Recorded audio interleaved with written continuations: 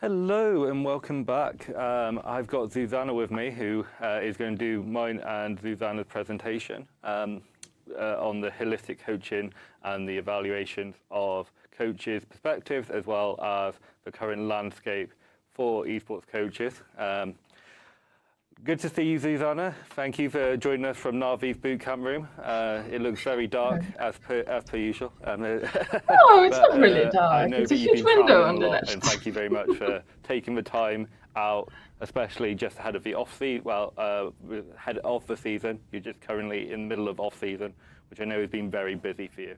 Zuzanna is kindly going to do our presentation for us because, as you can tell, I am running around a little bit, and I'm sure that she's going to do a fantastic job. So I'm going to pass it over to you, Zuzanna, and good luck, and I will be here to answer and ask any questions later on. So the floor is all yours. Thank you very much. I'll be sharing my presentation right away, so we can all be on the same page. Visible? I hope so.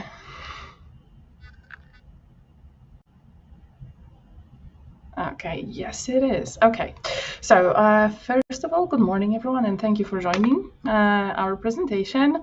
My name is Zuzanna Hejduk-Mostowy. Together with Cameron, we were preparing and we are conducting a research on leadership in esports coaching. And today I will talk you through why holistic leadership matters in esports environment, what we currently see in the ecosystem, and how our upcoming research aims to define what might be effective esports leadership and how it really can look like. So to begin with, and I don't know why my presentation is not changing slides. Okay, that's why. Okay, so to begin, let me outline our motivation behind this project. In esports, we often assume that the most successful coach is simply the person that has the deepest game knowledge, but this assumption is, and unfortunately always has been, incomplete. And across research and practice, we see that successful coaching goes far beyond the tactics, measurements, and it requires holistic leadership centered around the player and integrates leadership theory, mental skills training, emotional support, development pathways as well, and long-term player-oriented well-being. And right now, coaches in esports across all levels unfortunately lacks a clear developmental path to build those skills. They often learn through trial and error, or because they had the good fortune, or basically they accumulated it through the experience. And you might call what's going on right here a survivor bias. So aim of our research is simple: to provide concise, science-based answer to what behaviors and what leadership styles truly make a coach effective in esports. And we will examine perceived and internalized coaching roles, leadership styles, leadership behavior, and which styles players find most supportive and effective. So when we talk about this topic to coaches and the players, a consistent pattern emerges. The current reality of coaching in esports looks something as follows. So the main focus is tactics and data. Team building and culture around the team are either outsourced from coaches or simply neglected. Coaches often lack resources, which is not their fault, but whether personal skills or institutional support is not there, basically there is no a resource to manage team dynamics. There is no clear hierarchy within the teams. Coaches frequently position themselves as friends or as teammates, not mentors and leaders. Leadership and mental skills development are low on the priority list, and there is no established developmental pathway for esports coaches. In traditional sports, coaching education has decades of infrastructure, And esports, we somehow still expect coaches to figure it out by themselves. So previous research described this leads to a system where strategic excellence exists and technical excellence exists, but leadership is still on low level. And it creates clear consequences for team cohesion, for conflict management, for players and coaches burnout, for player development, decision-making under pressure, and overall performance. It all translates to lowered or unfulfilled performance. So what we know from research and practice, because both me and Cameron are also practitioners in our fields, we know that effective coach takes multiple roles, not only the data-oriented or tactical-oriented person. So it has to be a mentor, it has to be emotional anchor, developmental support, not only in game.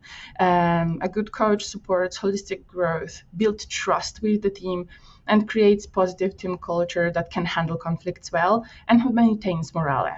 In other words, simply put, the coach is central leadership figure, not just an analyst.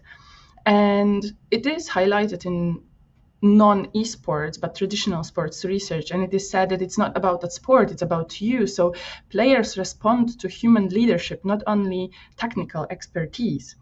And another research shows that holistic athlete development, not just performance oriented, but life skills, transitions, and well-being are important for performance here and now. And esports, unfortunately, is lagging behind in those aspects, and the change is most probably needed. So how we'll test it, how we'll figure it out. So our research will explore coaches' leadership through two completely complementary approaches. We want to use MLQ questionnaire and LSS questionnaire. Those questionnaires have been used before in sports environment. And MLQ is evaluating transformational and transactional leadership, as well as passive avoidant behaviors that are impactful for leadership. And this assesses outcomes such as player satisfaction, performance, and perceived effectiveness. And it is testing the leadership from the perspective of the player and separately the perspective of the coach. And LSS questionnaire evaluates 5 key leadership behavior categories: training and instruction, democratic behavior, autocratic behavior, social support, and positive feedback. And those behaviors shows us how coaches act on daily basis, how their players experience those actions.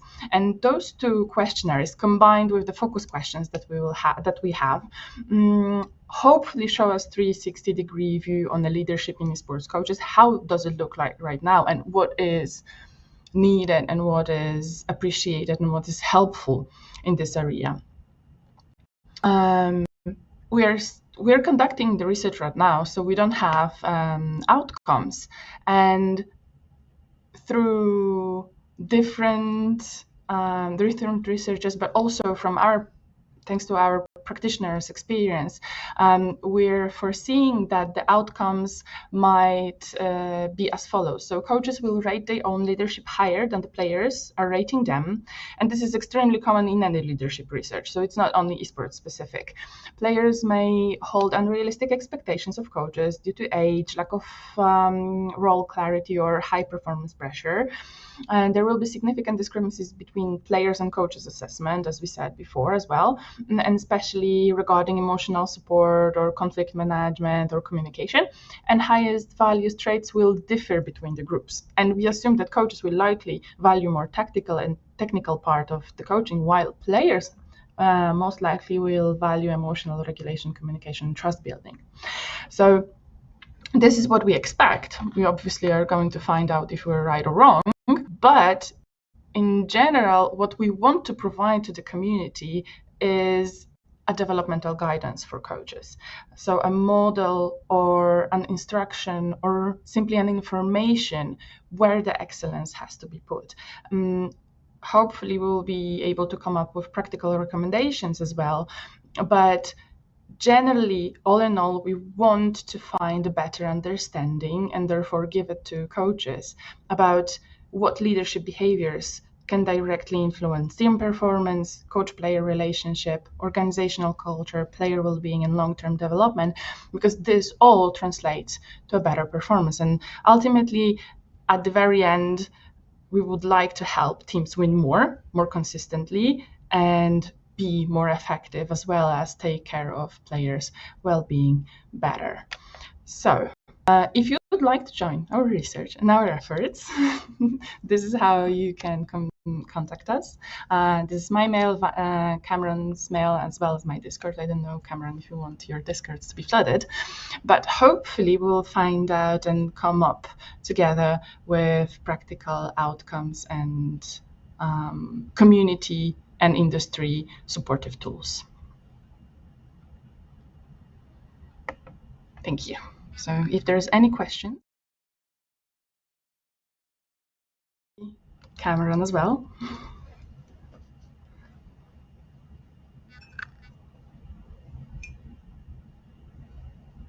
I cannot hear you, Cameron. I don't know if it's just at me. this exact moment. Oh.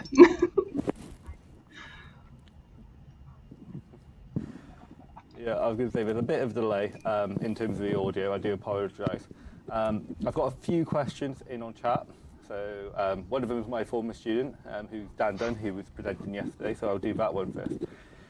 Which was he's talking about a university level with coaching. So we have so many issues with this at university level, where the coach is simply the highest rank instead of what we see at a similar level with, let's say, basketball. The coach is more just an analyst, right, in terms of it. And this is something that we talked about quite heavily. So I'm going to let you answer this, and I'll answer it as well. So. What's the actual question? Sorry, because I think I haven't got it. No worries. The actual question is, I think, is talking about the fact that in esports in particular, we end up putting a priority on coaches being a high rank more than what they actually can bring to the table as a coach, right? So when we looked at our preliminary study in terms of it, when we analysed it, we talked about the holistic methodology. So I think the question, or what I'm going to extend to the question is, do you think we can move towards a model where coaches are done based on their coaching experience more than their playing experience? Yeah, and I think it's already happening on a higher level, because there's no way a coach can, on tier 1 level, where coach can be higher ranked than their players. And if that's the case, the question is coach focusing on the right thing? Because simply put, and we see it in sports as well, a coach has so many multiple different tasks than only grinding the area that he or she is coaching, then it's impossible. It's simply impossible. And I understand that there is another shift that has to happen in players understanding that the coach doesn't have to be high rank, because there's other factors that are impacting and helping good performance or high performance. So there are two shifts, and shifts on the coaches end is already happening, because simply the day is 24 hours, that's it. And you cannot grind the game, be good at data analysis, seeing patterns, preparing strategics, taking care of players' well-being, etc., etc., etc. That's why teams are growing as well. We have performance coaches, we have analysts, we have assistant coaches, and so on and so on, because simply day is short enough. And then adding on top, grinding the game would be simply impossible. But there's also a shift on players' end, especially in lower leagues, where you have to understand a coach's role is not to be the best at the game. The coach's role is to be best at understanding the game, preparing you for pressure, preparing you for good performance, providing you with the tools, and caring for the team and creating good team environment, whatever that implies, right? As we said, mental skills, good leadership, and so on. So there's finite things that the coach can do. So yeah, I hope this mentality switch is coming into lower tiers as well. Perfect. That's a really good answer. I don't actually have much else to add to that. I think you summarised it quite comprehensively. But yeah, I think as someone who comes from traditionally a sports background, same as you do in relation to this, I found it really bizarre when I moved over to esports that the first coach that I had was a higher rank than me, which, you know, has its place in terms of some aspects of developing skill development. But I realised that it was making them significantly a worse coach and more of a sort of positional play. And I think rank has a role to play, and I think hopefully with games getting more mature and players stepping away from that and spending more time hopefully developing their coaching, leadership and understanding, we will be able to see a shift away from that as per se. Are we getting loads of questions? We wouldn't expect, I would summarize it this way. To what extent do you think work in organisation psychology can be directly applied when thinking about coaching and leadership in esports is the next question. Okay, so organizational psychologist. You mean, I don't know what the person that asked the question means. Like, is it organizational psychologist in understanding of formal organizational psychologist? I'm looking for an English word. Pardon me for a second. Like a specialty in psychology, or do you mean esports organizational psychologist? Because those can be two different. But I'll focus on esports organization psychologist and what we down, so I can give you a little bit more update if that helps. Mm-hmm. So, okay, so what if we're speaking, he means is, go ahead. Or she means in relation to this. To what extent the extended bit they put on this is to the extent can we expect the findings regarding good or poor leadership found in working organisation psychology to apply to the field of esports? So looking at more of organisational psychology more than performance psychology. There is a lot of field of translation, because when we speak about esports organizations, there's like multiple levels where leadership is important. It's managerial side, obviously, but there's coaching side as well as in-team leadership, which is like normally either a caller or IGL or however you're going to call it. And this all is umbrella, right? And you have small organizations within big organization, right? So a lot of practice organizational leadership psychology outside of esports can be translated, because all in all, that at the very end, those are people that has to collaborate. It is an organization. And we tend to think esports is somewhat, I don't know, a pink elephant that doesn't happen, like it's very unique and whatsoever. To a degree, yes. But at the same time, what we know that is well translatable from organizational psychology to traditional sports can be also translated to esports. Why not? And we know that leadership research started mainly in business, but that's also a field where sports psychology came out of when it comes to leadership in sports.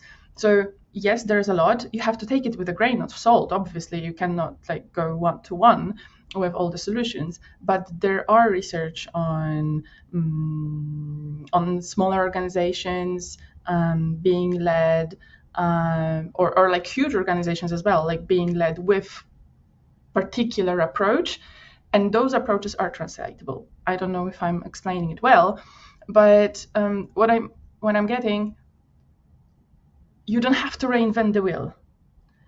A lot of things can be translated. You have to observe it from within, choose what's applicable, what's not, what will work and what will not. Because at the very end, esports organizations are far more flat than traditional corporations in the meaning of hierarchy. There is not much still understanding how hierarchy is important, especially for players' role understanding and also well-being. So you can take the outcomes of sports psychology, from organizational psychology and translate it, but you have to look for application. You have to be critical about what's going to work, what's not going to work.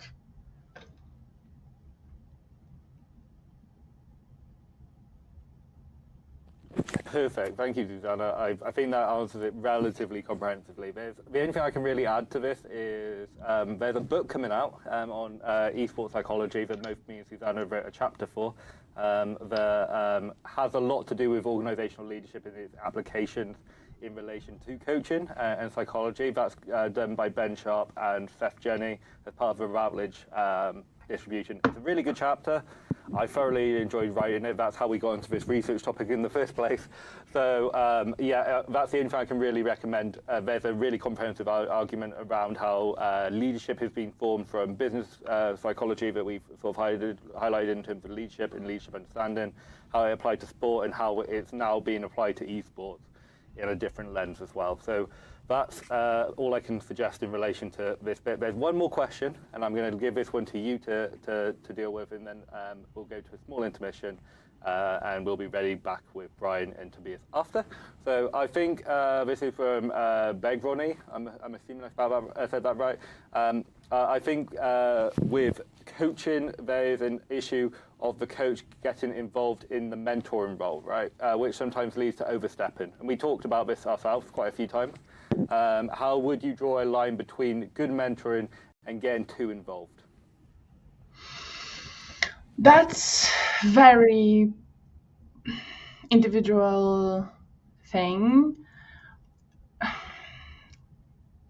As long as there are boundaries set very clear, and as long as those boundaries are respected from both ends, it should be good. But boundaries are personal. And some players will require more mentoring, more close impact, more close attention. And some would like to keep distance. And this is where mental skills and social skills for coaches comes. You have to be able to read those boundaries and adjust yourself. You kind of have to be like a chameleon. And obviously you're going to be slightly different for every other player, because this is what player requires. Like, this is what being coach requires. Obviously you're not going to treat every player the same because their personalities are different. I'm not saying that standards should be different. No, standards should be equal to all the team, but probably approach is going to differ.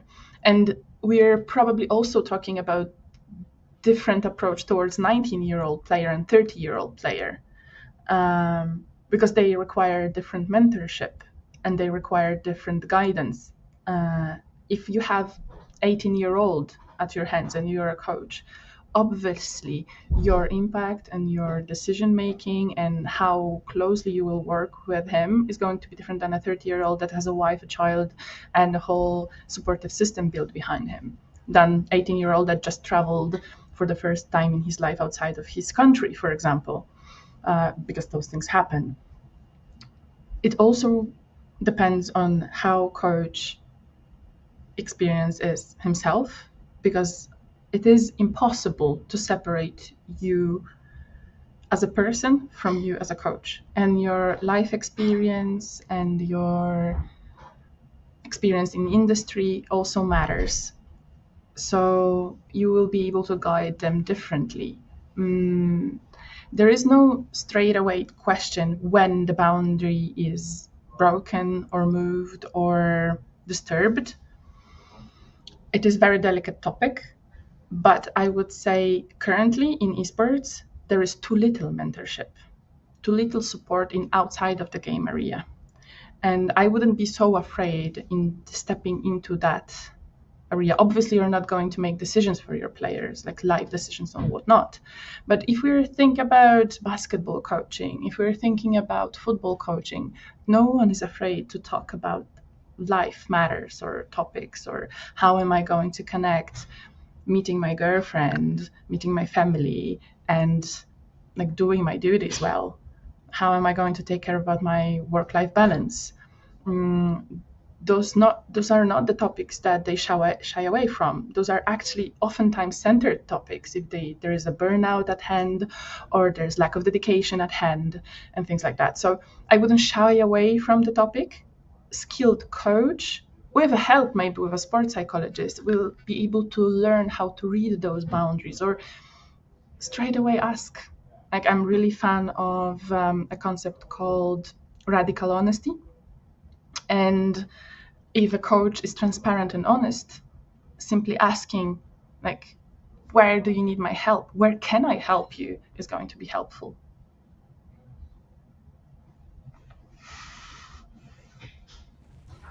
Perfect. That's a really good answer. My answer is going to be quite short again because I'm just very conscious of time. But and there is a few other questions in chat, Zuzanna. I'm sure you can answer them during the time, and I will also DM try me, to guys. answer them when I can between going through multiple different rooms. But the thing that I wanted to sort of highlight was we talk a lot about holistic, and holistic in terms of coaching is something that we both use as a model in relation to understanding and coaching the whole person. Mentors play a huge role in terms of that. But one of the things that we need to sort of, and you highlighted this quite heavily, which is taking the 18-year-old and the 30-year-old as example, realistically, they're going to need very different things when they're 18. They probably can get a lot of their mentoring from more experienced players. When you are 30 and you're coming towards the end of your career, your mentoring is very different. You're looking at retirement, what is your jobs after this? A person that I wanted to sort of highlight, and this is someone who actually got me into holistic coaching and this sort of viewpoint as a whole, was Fabian Broach. He was the coach at Excel at the time. He now runs his own company called Aftermind, so it really focuses on holistic development of esports players.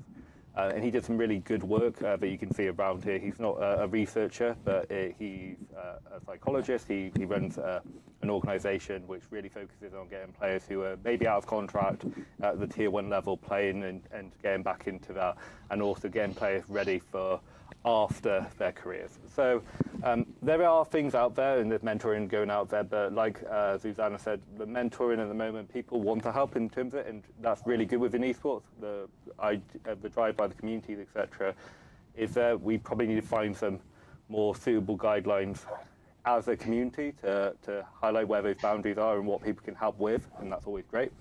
And then the other thing that we could look at is looking at from an organisational perspective. We've sort of highlighted it's very hard to look where those lines are because it's unique to the organisation and how they operate their coaching models. So it would be looking at each organisation, what coaching models they use for their delivery and how it applies to their overall mentoring structure, if they have them. Not all organisations have mentoring structures, unfortunately. It usually does fall on the head of the coach some of the time.